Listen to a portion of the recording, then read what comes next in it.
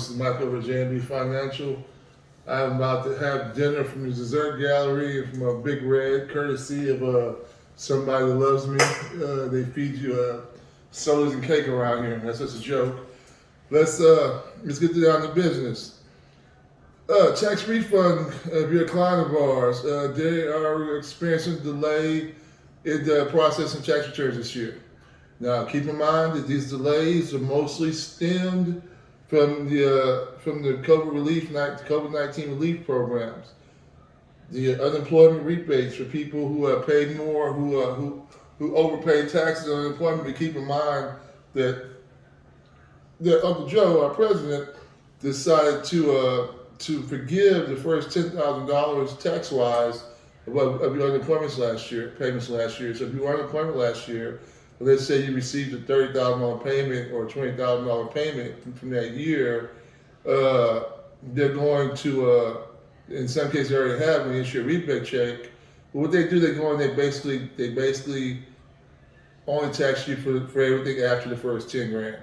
So on a $20,000 disbursement for a year of unemployment, you only pay taxes on $10,000 of it because the other $10,000 is not taxable. That's great. In some cases, you filed your taxes earlier. The IRS is going to resend that to you. If you're one of our clients, and I'll do TurboTax and HR Block, I'll do them a favor. If you go through a third-party tax service and don't file directly to the IRS yourself, they're most likely to do two things. And it's hard to guess. You never know which one. They'll go back and issue it through your bank account, the direct deposit, using the temporary account that your tax preparer set up for you. Your tax preparation services, temporary account that's set up for people who use a third-party service, J&B Financial, which I have to say first, H&R Block, TurboTax, LiberTax, whoever. If I didn't give your name a shout out, it's probably because I just forgot about you. But the point is that when we go through third-party services, the banking system sets up a temporary account for the IRS to deposit your return in, and then the rest of the return is directly deposited in your account, minus whatever fees you guys agreed upon, if any at all, or loans in case you took advantage of the loans earlier in tax season. So what does that mean to you? That means that it's hard to determine where those stimulus payments come to, or where those child tax payments come to, or where the unemployment payments will go to, unemployment rebate payments will go to. So if they go to these banks and the banks decide they don't want to process them, they're going to turn around and they're going to mail them to you. So what does that mean to you? It means two things. It's very important. I've said this multiple times throughout the tax season, and I can't say it enough because I see people who need the money quick, fast, in a hurry, and then it goes the wrong place, and it breaks my heart, but it's nothing I can do to help you. So if it goes to the wrong bank account, if you're using Cash App for a bank, stop using it as a bank. Cash App is not a bank. They don't insure their money. They're a pain in the butt to deal with. And I got a story I'll tell you about it one day, but I'm going to save it for right now. I only have a few minutes to talk, and we have some more important things to talk about. But long story short, you're not dealing with a traditional bank, using one of the internet banks. Cash App, for instance, is your bank, and use your account routing number, and then money goes to the wrong place. It's going to be difficult to get it sent to the right place. So what my point is, use the portal for the child tax credit or the stimulus if they're working, and I'll leave links below to try to get that arranged. Now, get it sent to the proper place or have it mailed to the proper place. If you move since you filed taxes, nobody's watching you. Okay, I mean you're not El Chapo. Nobody knows that you moved. The IRS does not know you moved. They have millions of payments to send out to millions of taxpayers. And in some cases, they're sending out these payments to people 2 or 3 times this year, as opposed to just once normally during tax season. So you have to contact the IRS yourself. I'll leave a phone number below if you got to contact the IRS at, or use the portals. This is super important. It's very difficult for your tax preparer. In some cases, some tax services are not even open this time of year. We're in the insurance business as well, so you guys are fortunate to be able to catch me or somebody in the office. But only thing we can tell you, we're telling you right now here on video, but what I'm telling you on video, you're going to have to contact the IRS or use the portal with these things straightened out, as far as if you moved or as far as your payment disbursement for these child tax credits, unemployment payments, If there's been any changes, close bank account out, or you moved up with your new boo to a mini mansion, whatever, mansion, whatever, you have to report those changes to the IRS. Okay, if not, they're not going to be tracking. Your money will be sitting in someone else's mailbox. And let me tell you right now, you guys, it ain't that hard in Houston, Texas, to cash a check that ain't in your name. Okay, there's somebody around here that'll take it and pay the consequences if it ever comes up, because they know how much money is floating around right now. And even though $3,000 or $4,000 is a lot of money for us, it's not a lot of money for the U.S. government. They're not gonna track down anybody for that money. They're just gonna either write it off and keep on moving, or issue another one. But you have to contact them, let them know that you changed something as far as banking or your address. Okay, can't say that enough. Let's talk. Now I'm talking to my small business owners. Okay, pardon me. If you're one more thing, if you're a client of mine, we are working to make sure that there's nothing that we can't do to expedite your refund. So if you've been sitting around waiting for more than 60 days, you're not the only person. I've spoken to several IRS reps this week, and they're telling us that normal 7 to 21 day waiting period has been extended to 10 weeks. And when they say 10 weeks, they don't think 10 weeks from the date you file, and this thing's 70 business days, okay? Because when they say weeks, at the end of the day, they don't count weekends, they don't count holidays. So think 70 business days from the day you file is kind of like the time period you need to start kind of start worrying a little bit. Check your mail, because the IRS has any questions, they ask you about your return. They'll contact you by mail. If you've moved, let them know you moved once again, because your IRS mail does not forward your refund and your refund checks. If you get a refund by mail, will not forward. Similar checks will not forward, and they have no way of knowing you change your bank account. You moved it, especially if you changed it after you filed your taxes. So just cover your butt and make sure you make those changes. Let's talk about the small business owners. They have made the PPP application forgiveness process easier. They've simplified the application once again, and some of your lenders have not probably gotten any changes to you. If you're one of my clients, we helped you get the PPP loan. We have dates scheduled and something for as they remind you when your forgiveness period is up. There is a period you have to apply for forgiveness. Okay, there's certain things that aren't forgivable, and we work with people to help you get those applications in.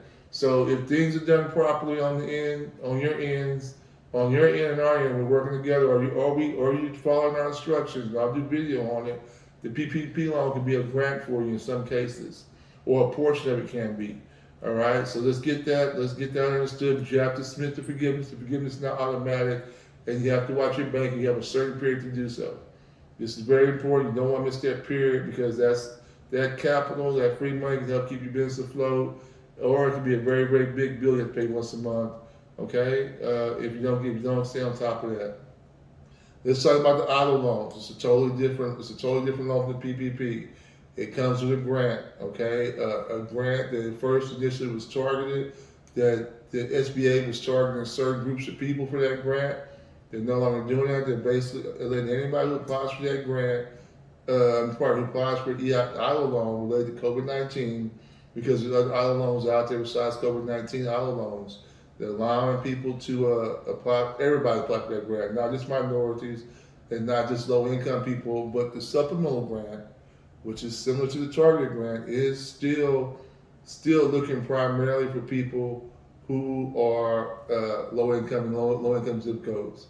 And they have their own formula system in place. If you feel you get an answer that you don't agree with, get the documentation together, or give us a call, hire us. We'll sit down with you, help you get the documentation together to deal with the denial. Getting the denial on an auto loan the first time, second time, or third time, it's different for everybody. For some people, it's taking a year to get those things funded, 6 months.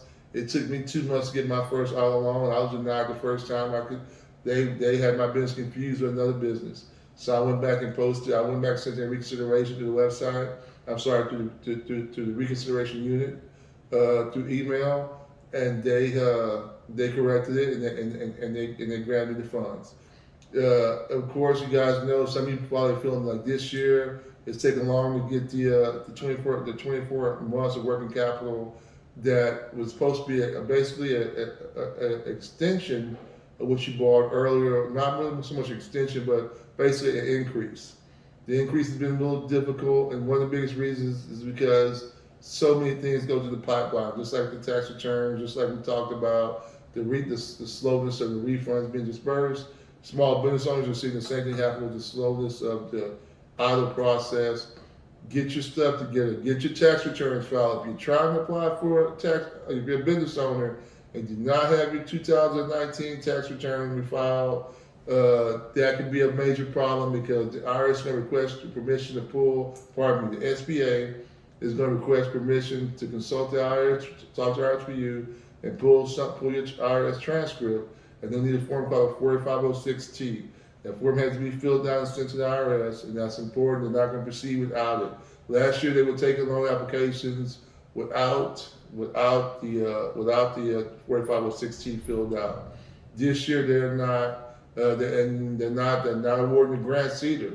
So until you get your 2019 taxes filed, until you get that 4506T signed, which gives IRS permission to pull your transcripts and review them, to make sure what you submitted the application was within a 25% variance of what's actually was filed,